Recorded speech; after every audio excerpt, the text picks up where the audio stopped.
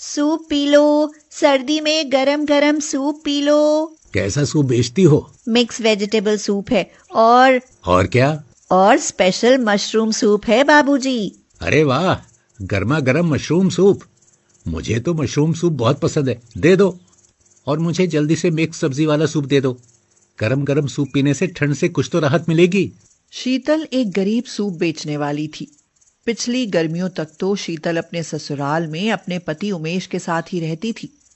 उसका पति उमेश पढ़ा लिखा और अच्छी सरकारी नौकरी पर था, मगर शीतल अनपढ़ थी।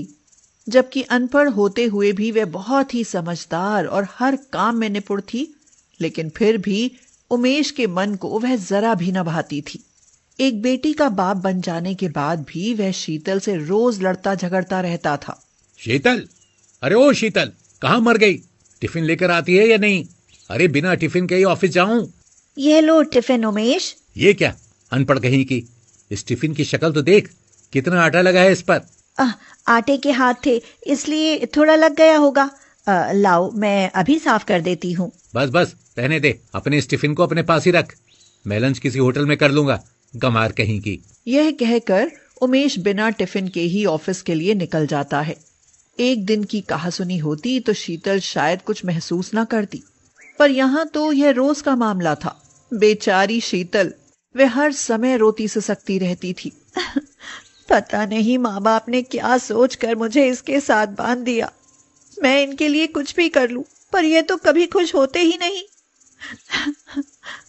उमेश अपनी पढ़ाई लिखाई और अच्छी नौकरी के घमंड में इतना पागल था कि न तो उसे शीतल की अच्छाइयां दिखती थी और न ही उसे बेटी आकांक्षा के ही भविष्य की चिंता थी।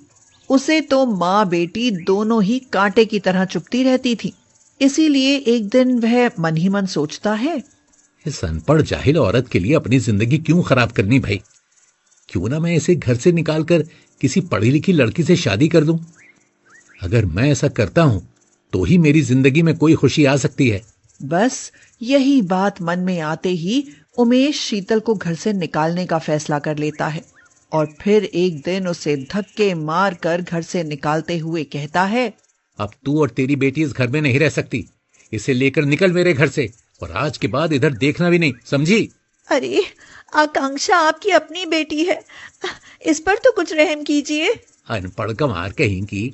आज के बाद मेरा न तुझसे कोई नाता है और न ही इस बच्ची से। चल निकल जाए यहाँ से। बस वह दिन था और आज कड़ाके की सर्दियों का दिन। शीतल ने उस दिन के बाद अपना और अपनी बेटी का गुजारा करने के लिए कमर कस ली है।